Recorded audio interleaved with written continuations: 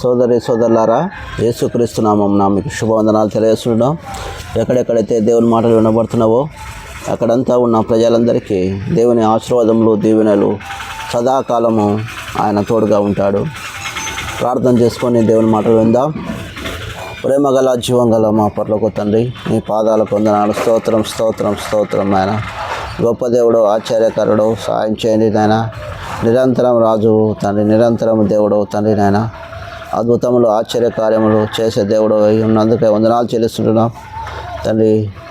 ప్రభా తండ్రి, बचा तेरे लोगों को, बचा ले तेरे शहर को తండ్రి. बुरी आदत से, बुरी विचार से, पाप से, साप से తండ్రి. पूरा भारत तेरे दरबार होना खुदावनी సమస్య బిడ్డలను రక్షించండి ఆయన. ఉజ్జీవం దయచేయండి. సంఘములో ఆత్మ కార్యం జరిగించమని ప్రార్థిస్తున్నాం తండ్రి. పరిశుద్ధాత్మ దేవ వాడుకోవాలని ప్రార్థిస్తున్నాం నాయన. స్తోత్రం స్తోత్రం నాయన. సహాయం చేయండి, నీ గొప్ప కార్యం జరిగించమని నాయన. ప్రభా తండ్రి నాయన, పేతురు తండ్రి ప్రవచించగా తండ్రి 3000 మంది ఒక ప్రసంగంలో రక్షించబడ్డారు తండ్రి. మేము ప్రవచిస్తుండగా మీరే సహాయం చేయమని, మీ అద్భుత కార్యం జరిగించండి నాయన. అనేకులు తండ్రి నాయన దిక్కులేని అనాథలు ఉంటున్నారో ఆదుకోండి. ధనికులను రక్షించండి, నీ మార్గం నడిపించండి. చంటి బిడ్డలను కాచి కాపాడమని ప్రార్థిస్తున్నాం నాయన. ప్రభా విధంగా తండ్రి నాయన ప్రభా గొప్ప కార్యములు, ఆశ్చర్యకార్యములు జరిగించే దేవా నీకే స్తోత్రం చెల్లిస్తూ, యుద్ధాలను శాంతిపరచాల్సిందిగా ప్రార్థిస్తూ నీకే స్తుతి స్తోత్రము చెల్లిస్తూ యేసు నామమున వేడుకుంటున్నాం తండ్రి. ఆమెన్. సోదరి సోదరులారా, దేవుని యొక్క పరిశుద్ధ లేఖనంలో నుంచి ఈరోజు మనము మరి ఆది కాండము 38వ అధ్యాయము ధ్యానించుకోబోతుంటున్నాం. మరి ఒక కవిత్వం మీకు చెప్పి వినిపిస్తాను. हम जो कहते थे वो कर भी सकते थे, हमको छोड़ के ये ना सोचा, हम पागल तो मर भी सकते थे. కాబట్టి మరి కొందరు వ్యక్తులు మనల్ని ప్రేమించేవారు, మన కొరకు ప్రాణం ఇచ్చే ప్రభువుల అంతకన్నా గొప్పవారు మరి ఎవరు ఉండరు. కాబట్టి మనము వివాహ వ్యవస్థలో కానీ, మన కుటుంబ వ్యవస్థలో కానీ పిల్లలు, తల్లిదండ్రులు సరైన ప్రేమ, అనురాగం కలిగి ఉండాలని దీనికి భావంగా మనం చూస్తుంటున్నాం.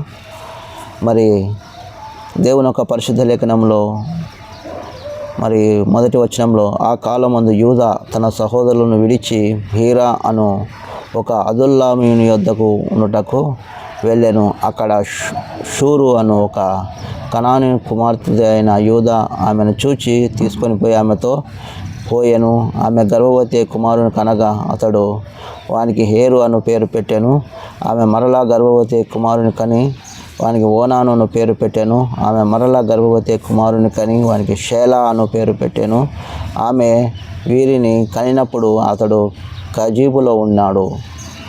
మరి యూదా మరి కానాను స్త్రీని మరి వివాహం చేసుకున్నట్టు మనం చూస్తుంటున్నాం. కాబట్టి 3 కుమారులు, పెద్ద కుమారుడు ఏరు మరి ఎంతో చెడుతనం చేసి ఉంటున్నాడు కనుక, పాపం చేసి ఉన్నారు కనుక, కానాను సంస్కృతి వారు పాపములో జీవించి పాపములో మరణించే మరి సంస్కృతి. అంటే మనిషి సాధ్యమైనంత వరకు మంచి ప్రవర్తన కలిగి ఉండాలని దేవుని ఒక అభిప్రాయం. కాబట్టి వారి సొంత అభిప్రాయాల వల్ల ఈ లోకంలో చాలామంది బ్రతికేవారు ఉంటారు. అలాగే ఏరు కూడక మరి ఎంతో మరి అవిధేయుడిగా దేవునికి బతికి తాను నష్టపోయినట్టు మనం చూస్తుంటున్నాం. మరి సోదరి సోదరులారా, మరి ఈ రోజున కానాను అనేది నామరూపాలు లేకుండా పోయినట్టు మనం చూస్తుంటున్నాం. కాబట్టి మరి దేవుడు పెట్టిన దానికి, దేవుడు ఇచ్చిన దానికి మరి సంతృప్తి కలిగి ఉండాలి. ఈ రోజుల్లో మరి సరైన తీర్మానం, సరైన ప్రవర్తన మనిషికి అవసరమై ఉంటుంది. కాబట్టి మరి చూసినట్టయితే దేవుని యొక్క పరిశుద్ధ లేఖనంలో మరి 6వ వచనం, యూదా తన జ్యేష్ఠ కుమారునుడైన ఏరు తామారు వారి దానికి పెళ్లి చేశాను. యూదా జ్యేష్ఠ కుమారుడైన ఏరు యెహోవా దృష్టికి చెడ్డవాడు కనుక యెహోవా అతన్ని చంపెను. అప్పుడు యూదా కానానులో ఓనానుతో నీ అన్య భార్యతో వెళ్ళి మరిది ధర్మము జరిగించుమని నీ అన్నకు సంతానం కలుగజేయమని చెప్పాను. ఓనాను ఆ సంతానము నాది కాదనేరదు అని ఎరిగి ఆమెతో పోయినప్పుడు తన అన్నకు సంతానము కలుగజేయకున్నట్లు తన రేతస్సును నేల విడిచెను. అతడు చేసినది యెహోవా దృష్టికి చెడ్డది గనుక ఆయన అతన్ని కూడా చంపెను. మరియు ఇతడు కూడా ఇతని అన్న వల్లే చనిపోతాడేమో అనుకొని, నా కుమారుడైన షేలా పెద్దవాడవు వరకు నీ తండ్రి ఇంట విధవరాలుగా ఉండుమని తన కోడలైన తామారుతో చెప్పాను. కాబట్టి తామారు వెళ్ళి తన తండ్రి ఇంట నివసించెను. కాబట్టి ఇక్కడ మరి ఒక కుమారుని ఇవ్వడం జరిగింది. ఓనానుని ఇస్తే కూడా ఓనాను సరైన దిశలో అన్నకి పిల్లలు కలగజేయటకు మరిది ధర్మం జరిగించున్నాయన అంటే నా పిల్లలు కారు కనుక నేను తన రేతస్సును కింద విడుస్తూ వచ్చాడు. కాబట్టి ఆనాడు కానాను సంస్కృతిలో వారు ఎవరైనా అన్నదమ్ముల్లో ఎవరైనా చనిపోతే తిరిగి మిగతా తమ్ముడు వివాహం చేసుకొని మరిది ధర్మం జరపాలని అక్కడి సంస్కృతిగా ఉన్నట్టు మనం చూస్తుంటున్నాం. కాబట్టి ఇది పాప కుటుంబంలో జన్మించి పాప కుటుంబంలో వారు జీవించినట్టు మనం చూస్తుంటున్నాం. కాబట్టి ఈడ మనం చూసినట్టయితే అదేవిధంగా యేసు ప్రభు సిలువ వేసినప్పుడు కొండ మీద దేవుడు ఎంతగానో ఆయన ప్రేమ ఆయన కృపను ఎంతగానో చూపించినట్టు చూస్తుంటున్నాం. కాబట్టి ఆయన కృపను ఆయన ప్రేమను ఏ విధంగా మనం అర్థం చేసుకున్నాలా, ఏ విధంగా మనము సరైన దిశలో నడవడము అవసరమై ఉంటుంది. ఈ విధంగా చూసినట్టయితే 12వ వచనంలో, చాలా దినములైన తర్వాత షూయ కుమార్తె అయిన యూదా భార్య చనిపోయెను.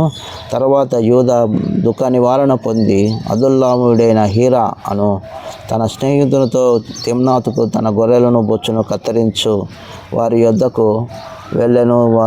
దాని మామ తన గొర్రె బొచ్చు కత్తిరించుటకు తిమ్నాతుకు వెళ్ళుచున్నాడని తామారు తెలుపబడెను. అప్పుడు షేలా పెద్దవాడైనప్పటికీ తాను అతనికి ఇయ్యకుండా చూచి తన వైద్య వస్త్రములను తీసివేసి ముసుగు వేసుకొని శరీరమంతయు కప్పుకొని తిమ్నాతుకు పోవు మార్గములో నుండి ఏనాయిము ద్వారం వద్ద కూర్చుండగా యూదా ఆమెకు చూచి ఆమె తన ముఖము కప్పుకున్నందున వేష అనుకొని ఆ మార్గంలో ఆమె దగ్గర పోయి ఆమెను తన కోడలని తెలియక నీవు పోదము రమ్మని ఆమెతో పోయాను. అందుకు ఆమె, నీవు నాకు వచ్చిన ఎడల నాకేమి ఇచ్చేదవని అడిగాను. అందుకు అతడు, నీ మందలో నుండి మేకపిల్లను పంపేదనని చెప్పినప్పుడు ఆమె, అది పంపు వరకు ఏమైనా కుదవ పెట్టించు ఎడల సరే అని చెప్పాను. అతడు, నేను నీ యొద్ద ఏమి కుదవ పెట్టవలెను అని అడిగినప్పుడు ఆమె, నీ ముద్ర, దాని దారము, నీ చేతి కర్ర అని చెప్పాను. అప్పుడు వారిని ఆమెకిచ్చి ఆమెతో పోయెను. ఆమె అతని వలన గర్భవతి అయ్యను. అప్పుడు ఆమె లేచిపోయి తన ముసుగు తీసివేసి తన వైద్య వస్త్రములు వేసుకొనేను. తర్వాత యూదా ఆ స్త్రీ యొద్ద నుండి ఆ కుదువ పుచ్చుకునేటకు తన స్నేహితుడకు అదుల్లామీయుని చేతికి మేకపిల్లను పంపినప్పుడును ఆమె అతనికి కనబడలేదు. కాబట్టి అతడు మార్గమందు ఏనామునొద్ద ఉండిన ఆ వేశ్య ఎక్కడ ఉన్నదని ఆ చోట మనుషులను అడుగగా వారు, ఇక్కడ ఏ వేశ్య లేదని అని చెప్పారు. కాబట్టి అతడు యూదా యొద్దకు తిరిగి వెళ్ళి, ఆమె నాకు కనబడలేదు, ఆమె ఆ చోట మనుషులను ఇక్కడి వేశ్య యువతియు రాలేదని చెప్పిరని. అప్పుడు యూదా, మనల్ని అపహాస్యం చేస్తుందరేమో, ఆమె వాటిని ఉంచుకొని నిమ్ము, ఇదిగో నేను ఈ మేకపిల్లను పంపితిని, ఆమె నీకు కనబడలేదనెను. రమారమి 3 నెలలైన తర్వాత నీ కోడలైన తామారు జారత్వము చేసి ఆమెకు, అంతేకాక ఆమె జారత్వం వలన గర్భవతి అయిందని యూదాకు తెలుపబడినప్పుడు అప్పుడు యూదా, ఆమెను బయటికి తీసుకుని రండి, ఆమెను కాల్చివేసేద్దామని చెప్పాను. ఆమె బయటికి తీసుకొని వచ్చినప్పుడు ఆమె తన మామ యొద్దకు ఆ వస్తువులను పంపి, ఇవి ఎవరివో ఆ మనుషుని నేను గర్భవతిని అయితిని, ఈ ముద్ర, ఈ దారమును, ఈ కర్ర ఎవరో దయచేసి గుర్తుపట్టమని చెప్పాను. యూదా వారిని గుర్తుపట్టి, నేను నా కుమారుడైన షేలాను ఆమెకు ఇవ్వలేదు గనుక ఆమె నాకంటే నీతిమంతురాలని చెప్పి మరి ఎప్పుడూ ఆమెను కూడలేదు. ఆమె ప్రసవ కాలమందు మరి ఇక్కడ మరి యూదా మరి తామారు ఎవరో మరి స్త్రీ అనుకొని ముసుగు వేసుకున్నందున కోడలని గుర్తుపట్టలేదు. వెళ్ళి ఆమెతో మరి శయనించడం జరిగింది. మరి తన కొడుకుని మరి ఇవ్వలేదు కాబట్టి మరి షేలాను ఇవ్వలేదు కనుక సరే మరి ఇంత వయసు వచ్చినా కూడా మరి కుమారుని నాకు ఇవ్వలేదు అని చెప్పేసి ఆమె మరి ముసుగు వేసుకొని పోయింది. మామగుగా గుర్తుపట్టలేదు. కాబట్టి సోదరులారా, చాలాసార్లు మన పాపాలు మనం గుర్తుపట్టలేము, మనం దాపెట్టుకుంటాం. మరి ఇతరుల పాపాలు మాత్రము వాళ్ళు ఇట్టున్నారు వీళ్ళు ఇట్టున్నారు అని మనం చెప్పుకునేవారుగా ఉంటాం.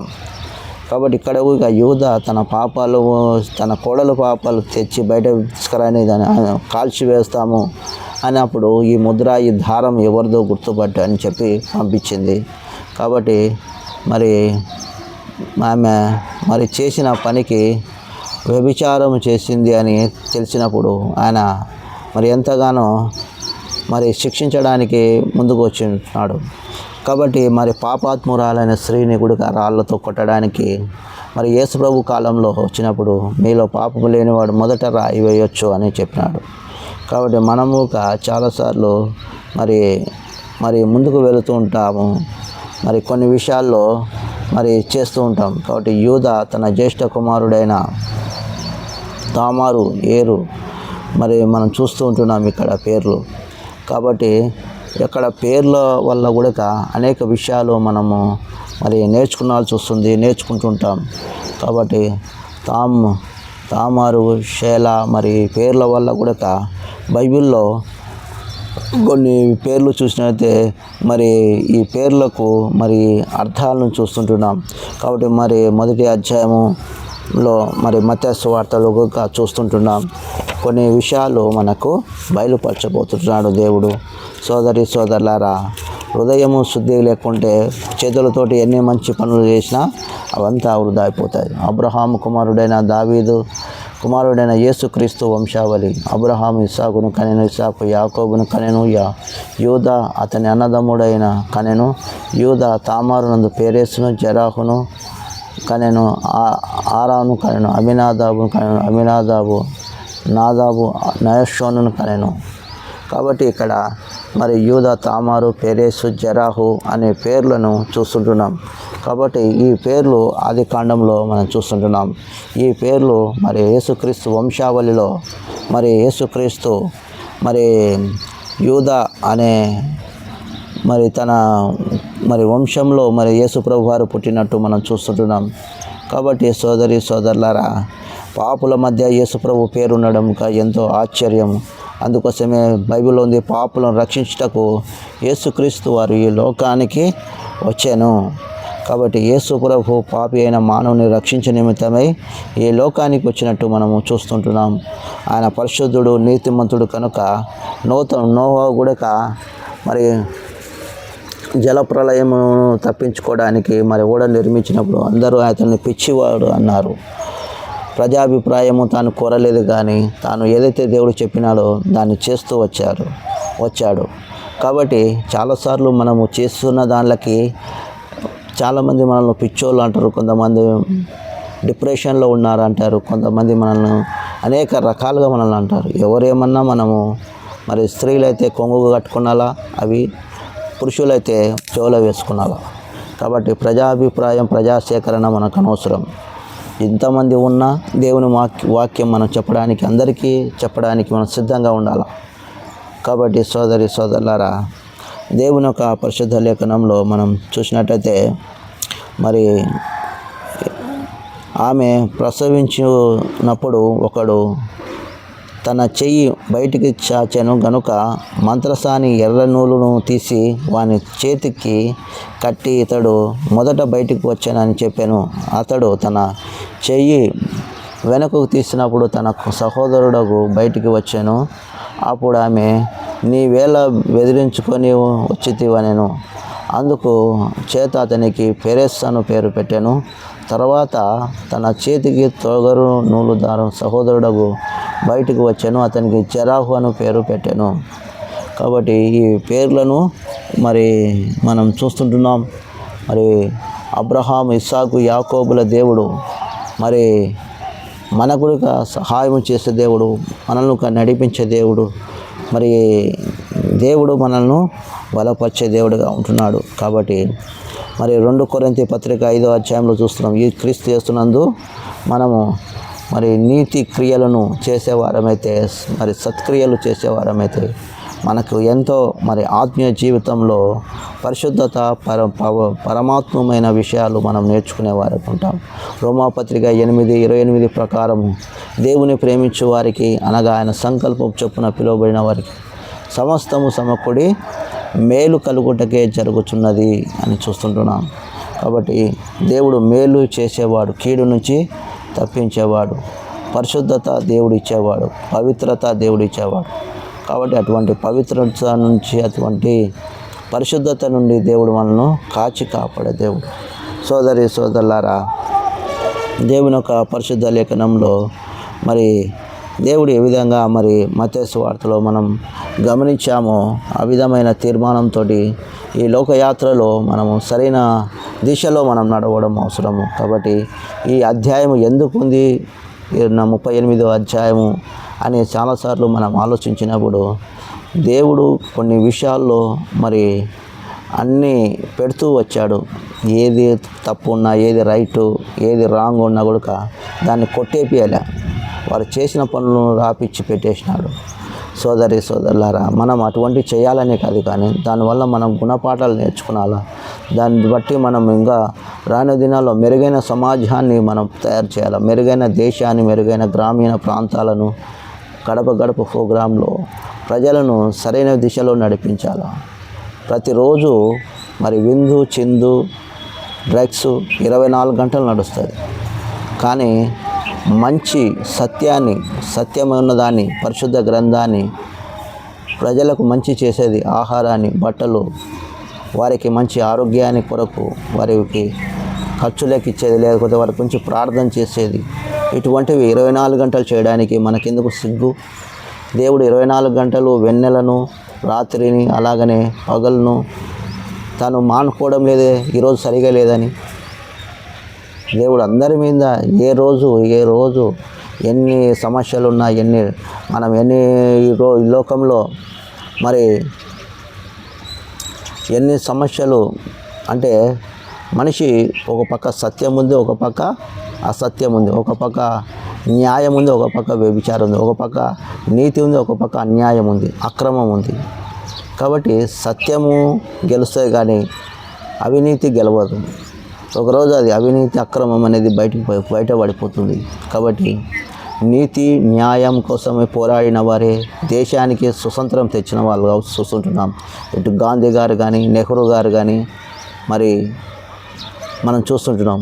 యేసు ప్రభువు కూడా శిలువ మీద చనిపోతూ ఒక మాట అన్నాడు, తండ్రి వీరేం చేస్తున్నారో వీరెరగరు, వీరిని క్షమించు అని అన్నందుకోసము మరి ఆయన ఏమి ఆ మాట చెప్పినందుకోసము ఆయనని ఎగతాళి చేయాల్సిన అవసరం లేదు. కానీ ఆయన యెరూషలేమును చూసి ఏడ్చినాడు, గెత్సెమనెలో తోటలో ఏడ్చినాడు, లాజరు సమాధి దగ్గర ఏడ్చినాడు.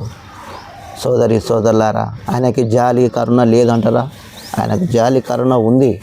కాబట్టి రోగుల దగ్గరికి వెళ్ళినాడు, ఆయన స్వస్థతపరిచినాడు, చనిపోయిన లాజరుని కూడా లేపినాడు.